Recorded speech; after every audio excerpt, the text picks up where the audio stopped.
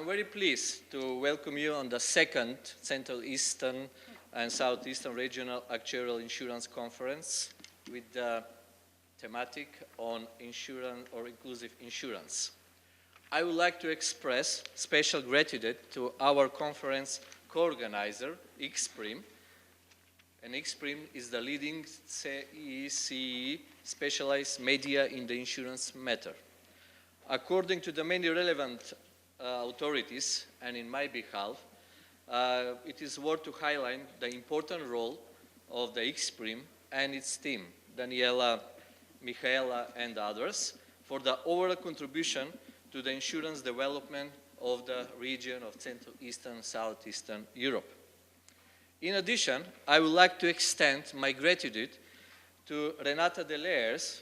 Please stand up, Renata, just to be seen from all of the audience, for her commitment in providing the assistance in organizing this conference and networking us with relevant and high importance speakers that we have today for this subject. Before I return on my presentation, I would like to recall to the last year conference, which was the first actuarial conference, and there is a special reason. And why is that? If you remember, for those who attended the last year conference, one of the topics was the actuarial profession, actuarial education. If you remember, in my introduction remarks, I said that we have really huge problem in organizing the actuarial education in Macedonia based on some regulatory constraints. But what happened? I would like here to special gratitude that will goes to the Minister of Finance, especially to the Financial System Department. We are delighted that we have today with us Lenče Tagasovska, Violeta Stojanovska Petreska, and Bisera Jakovčevska, who made huge efforts and steps for regulatory action. I believe that as an outcome from today's conference, again, will be some regulatory actions jointly between the Ministry of Finance and Insurance Supervision Agency to trigger some incentives in favor of promoting the inclusive insurance. So next year, again, maybe we'll have an opportunity to share some good experience with the Ministry of Finance. Last but not least, I would like to thank to all of you, the speakers, participants, and of course the employees of the Insurance Supervision Agency who are present today in the event with very focused aim and with special selected topic on the agenda, inclusive insurance. And why we selected this topic? Inclusive insurance, which roots come from the microinsurance, maybe we have some stereotype views that it belongs only for the poor countries. But later on, we will see that inclusive insurance, it's not oriented and dedicated for the undeveloped countries. But there is a huge potential in inclusive insurance to be on the high agenda and priority even for the developing country, including the region of Southeastern Europe. So the conference is divided in two parts. One, which is dedicated to inclusive insurance, and the second, which will be the last part of the conference, is devoted to the actuarial cat risk insurance challenges. There is no direct link between the inclusive insurance and cat risk, but always the cat risk insurance is on the high priority on our agenda, having in mind the cat risk exposure that we are facing, especially in the Balkan countries. One of the conference priorities is the conference by itself to be more on the policy level and less or very narrow technicalities such as actuarial formula, complex models, numbers, assumptions, and estimations.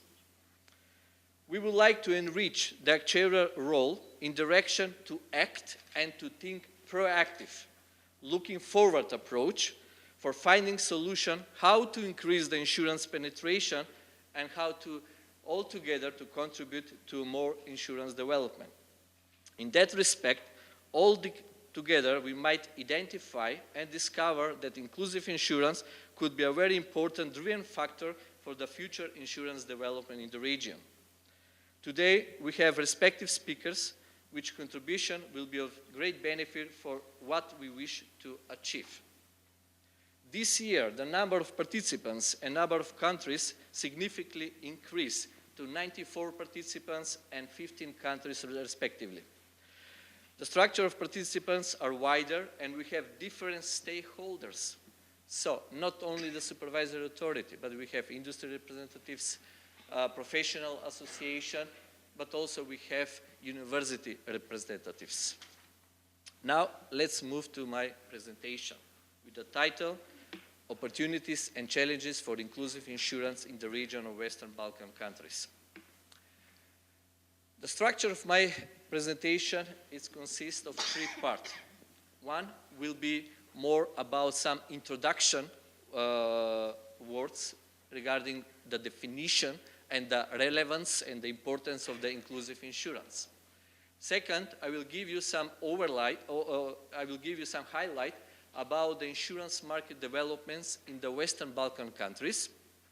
And the third part will be if there are opportunities for development of the insurance, for inclusive insurance in the region of Western Balkan countries. So let me start. The inclusive insurance is a promising market for emerging consumers, and creative risk takers have been developing business models to reach this market for years. Since 1990s, the microinsurance movement has demonstrated the benefit of insurance for low-income people, as well as exploring new business models to serve these consumers. Microinsurance pioneers targeted consumers in the informal economy who were underserved by traditional insurance. Microinsurance models matched their premium and benefits to the needs of these groups. But today, inclusive insurance expands this market and product development work to all those who have not been served by traditional insurance, including the lower middle class, while returning a particular emphasis of vulnerable and low-income population. A number of definitions and terms to inclusive insurance are in circulation. For example, the big insurance group, such as Allianz and AXA, they use term emerging consumers. Others refer to mass insurance or popular insurance, a term often used in Latin America. The International Labour Organization used the term impact insurance. In one of the interviews with Renata that I found at Xprim, she pointed that inclusive insurance is the democratization of the insurance. Later on, maybe Renata will give more explanation about this. We use the term inclusive insurance as access to and use of appropriate and affordable insurance products for the unserved and underserved. Inclusive insurance, from this slide, include, that you can conclude it, that include mass insurance and microinsurance, both offered to clients who are not in the radius of the conventional broker or agent inherited from the advanced markets. Mass insurance is commonly described as products that are universal, standardized, and simple, generally not targeted as a specific segment, often subject to a differentiated regulatory requirements from microinsurance or traditional insurance, can be distributed through a specified range of distribution channels commonly identified by terms such as mass channels. Mass insurance reaches out to the clients from existing economic aggregators such as banks, microfinance institutions, mutuals and cooperatives, retail distribution, religious communities, mobile phone operators. Those members may belong to various social classes, including high-income earners to informal rural workers with irregular income. The term microinsurance, on the other hand, is defined more specifically. Insurance that is accessed by the low-income population provided by a variety of different entities but run in accordance with generally accepted insurance practice. This is a definition from the IIF, International Association of Insurance Supervisors. For many, the development of inclusive insurance markets started with the microinsurance, but in recent years, however, the focus has increasingly expanded beyond microinsurance to looking at inclusive insurance as a whole, meaning all insurance that ultimately contributes to making the insurance market more inclusive. There is a wide agreement that the market for inclusive insurance is growing. According to Allianz, for example, they believe that the global inclusive insurance market has the potential to cover up to 3.8 billion people through market-based risk transfer solution and public-private partnership. Much of this market is untapped, even though insurance is growing at the top end of emerging markets. According to the Swiss Re, emerging market premiums accounted for 20% of the global premiums in 2017. Projected growth in inclusive insurance is consistent with high growth in insurance in emerging markets overall, but this growth is starting from a low level. The most recent estimates on the microinsurance market show that 300 million lives currently insured, they're insured, which is less than 20% of the total population in the relevant segment. While inclusive insurance still reaches a small fraction of the potential market, it is growing and gaining momentum. Inclusive insurance market has grown significantly in all the regions over the last decade, not including Europe. Precisely, tracking this growth is challenging as data on inclusive insurance is limited. In the most recent years for which data are available, the number of lives or properties covered by microinsurance amounted, as I said, already 300 million lives. The percentage of the population covered by microinsurance has also seen a steady growth in all regions. Nevertheless, it remains at low levels with only 8.1% of the population in Latin America and the Caribbean, 5.4% in Africa, and 4.3% is Asia, which is covered respectively. Now, let's back. What is the importance and the relevance of the inclusive insurance? The topic of inclusive insurance has gained importance in national financial inclusion strategies in the recent years. Even the World Bank and the IMF, they recognize and they give advice to all countries who have undeveloped or developing insurance market to create national financial inclusion strategy, and part of this strategy should be inclusive insurance. So, what are the benefits? Building resilience and sustainable growth, which means inclusive insurance can improve the welfare over time as it builds financial resilience to individuals, households, businesses, and communities from the financial impact of shocks. As a result, these actors are protected from falling into the poverty. Then, supporting the other public objectives. Insurance provides a safety net for householders and small businesses. Moreover, it encourages ex-ante risk management, risk mitigation, and prevention.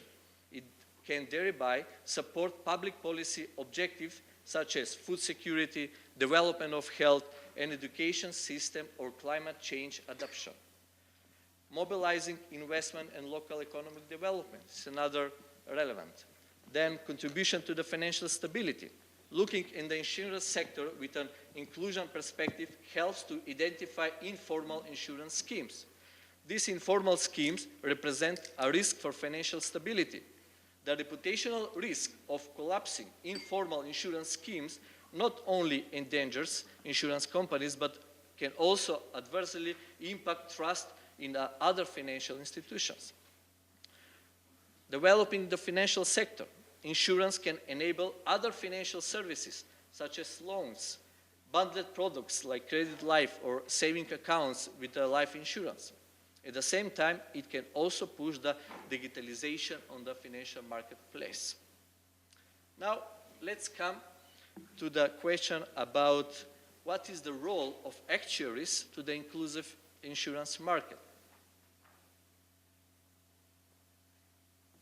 Actuaries model, analysis, and interpretation of the impact on financial risk to make better decisions on a wide range of topics such as product development, pricing, solvency, risk, and financial management are an important part of well-functioning inclusive insurance market. When clearly and effectively communicated, actuarial service reduce the risk inherent in the insurance to policyholders and providers. Provider failure can leave policyholders without cover and have a long-term negative impact on the insurance industry. This is on the highest importance in inclusive insurance markets where trust in the insurance industry is fragile at best. Where effective actuarial services are provided, decisions regarding insurance products and business operation are better informed. However, actuarial capacity is a challenge in most inclusive insurance markets. Despite the important role of actuarial services in insurance market, there are lack of actuaries as are needed. This raised the question, what alternative approach are there for actuarial service in inclusive insurance markets? The starting point for alternative approaches to actuarial service in inclusive insurance market is to identify the right problem. Supervisors first need to go back and consider what is different about inclusive insurance market compared to conventional insurance market that is relevant for actuarial service.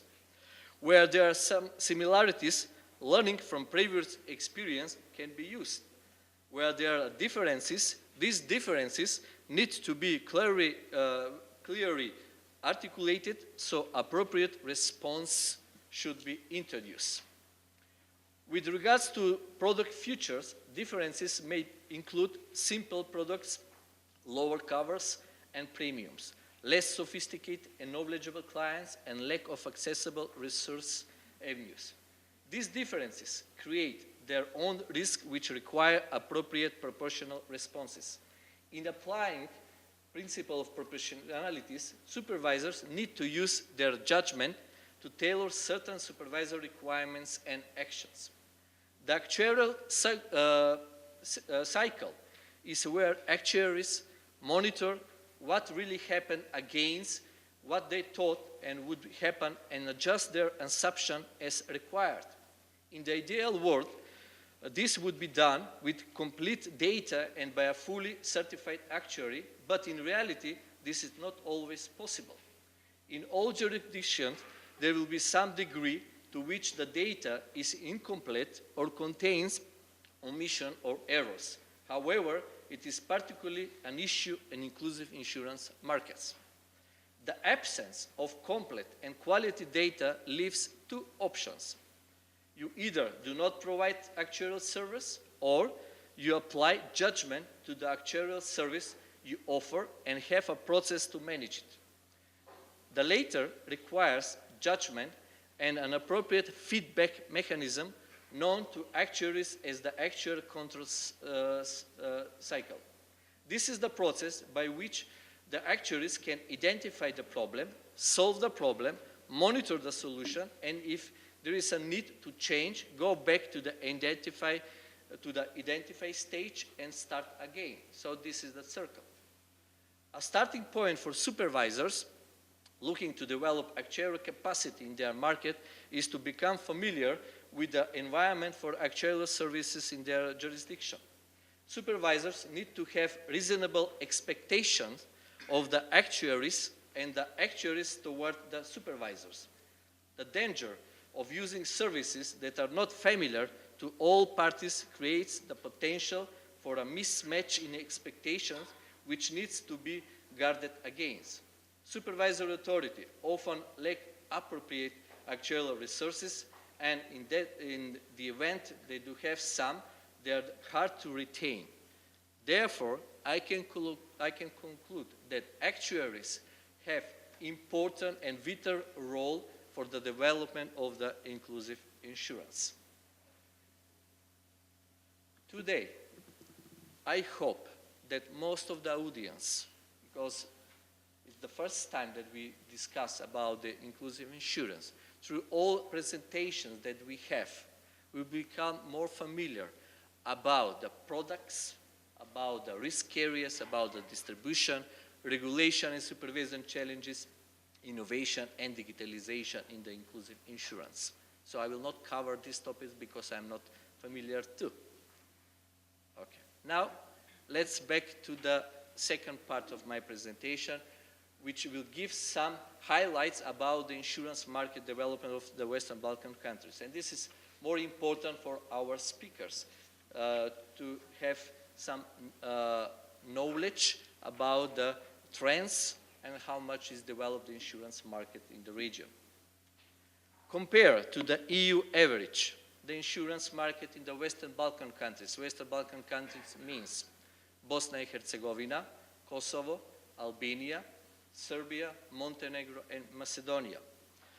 The insurance market in the Western Balkan countries compared to the average of EU, the general conclusion is that are undeveloped. But in the recent decade, it has been developing moderately under the influence of various factors, primarily politically, due to the EU accession process, then economic, monetary, and financial stability, improving the living condition, more risk and insurance awareness, the entrance of foreign capital in our financial service industry, the increasing number of frequency and severity of risk events also has contribution for insurance development.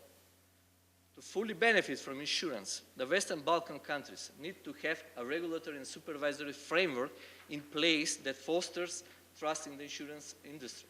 In that respect, there is a strong commitment for the gradual implementation of EU insurance directives into our national legislation, the harmonization with the international insurance core principles, and the foundation of independent, effective, and professional insurance supervisory authorities. The Western Balkan countries are less developed insurance market at European level with lowest insurance penetration and density rate. Those numbers are for 2017. The ranks are between the lowest 1.03% penetration rate in Albania and the highest 2.18 in the Bosnia and Herzegovina. 42 euro density rate in Albania and the highest 131 euro density rate in Montenegro. The insurance market of the region is mostly driven by non-life segment, in which motor insurance has the highest volume. The life segment, based on the strong growth, it becomes visible and engine driver for the overall growth, and it is the second largest line of business. The other general consideration about the region are, in terms of distribution channel, insurance products are distributed mainly by traditional sales channels such as direct sale, agents, and brokers, and from recently the banks as a bank insurance channel. The digitalization and new technology enter slowly, and as the first step is the online sale. When looking from the perspective of the origin of the capital, in the insurance market, the majority of the markets are foreign-owned. However, the insurance data shows that the average growth rate of gross written premium in the Western Balkan countries for the last 10 years, from the period 2008-2017, is positive, exceeding the growth rate of the average of EU and the average of the region of Central Eastern Europe. So that means the Western Balkan country is the new tiger of the insurance market development at the European level. So you can compare this average growth comparing to the EU and to the Central Eastern Europe. So that means we have some positive outcomes, and I believe that this positive sentiment will be valid also in the future. This is just to give you some information about the life insurance product structure and to become more familiar what is going on the life insurance segment. What is interesting about the life insurance, that in the life insurance business we have only foreign players. Domestic investors are not much interested because of two reasons: the long horizon of investment cycle and not having sufficient know-how. Life sector offers traditional products including endowment insurance with the average term of 10 years, as well as credit life insurance or term insurance. Since 2016, the unit-linked insurance was introduced, but only in Macedonia. From the data, we can see that endowment is dominated, with the exception of Albania, where credit life dominates on the market. In the non-life market, the domination belongs to the motor third-party liability insurance, which produce more than half of all non-life insurance premiums, and it's followed by property insurance, casco, accident, general liability, and health insurance. So this is the most important highlights about the Western Balkan countries. Here, I make some comparison between two selected countries from the Western Balkan, Macedonia and Serbia, and I make comparison with some of the most successful countries who has microinsurance development. And in the Asia, this is the Philippines, with penetration rate of 1.9%, but with microinsurance coverage of 21%. In South America, I select Peru, and from Africa countries, Kenya and Ghana. So what we can conclude? That in terms of insurance penetration, Macedonia and Serbia are not much different than the insurance development in Philippines, Peru, and Kenya. Only Ghana is the less developed. Then, if we compare the, I don't have all the numbers here, but I know by my heart that if I compare the coverage rate, I would say that we have also more or less the same coverage. For example, in Macedonia, in the life segment, we have coverage with only 2.73%, which means from the total number of citizens, only 2.7 citizens buy life insurance. From the total number of dwellings, of homes, apartments, only we have insured of 3.12%. And accident coverage is 22% from the total number of the population in Macedonia. So this shows us that we have a huge space and huge potential to think about if inclusive insurance could be some future driven factor to the overall insurance development. And now the question is, if we have opportunities to develop inclusive insurance in the region? And the answer is, let's check, let's try it. I cannot say that we do not have. Yes, we have opportunities, but also we will have challenges, but will depend of all insurance stakeholders. And who are the stakeholders? Government, regulatory and supervisory authorities. Why? Because later to the presentation we will see that the supervisory and regulatory actions could be a driven factor for inclusive insurance. Then the insurance industry players, because in the end of the day, the companies, the investors should find their interest in this market potential. And of course, in the end, the consumers should be happy and satisfied with this kind of offer.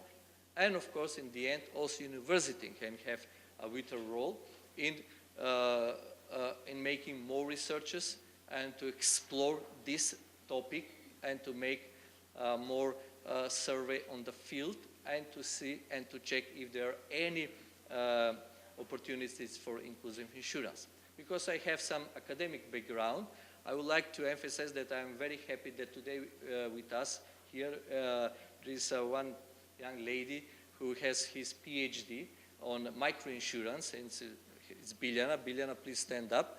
And she was the first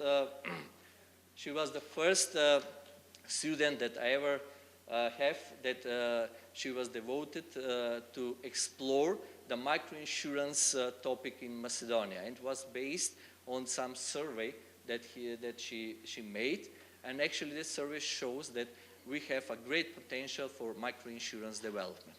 So this is my end of my presentation. I know that was longer a little bit, but it's like introduction about what we expect for the today conference.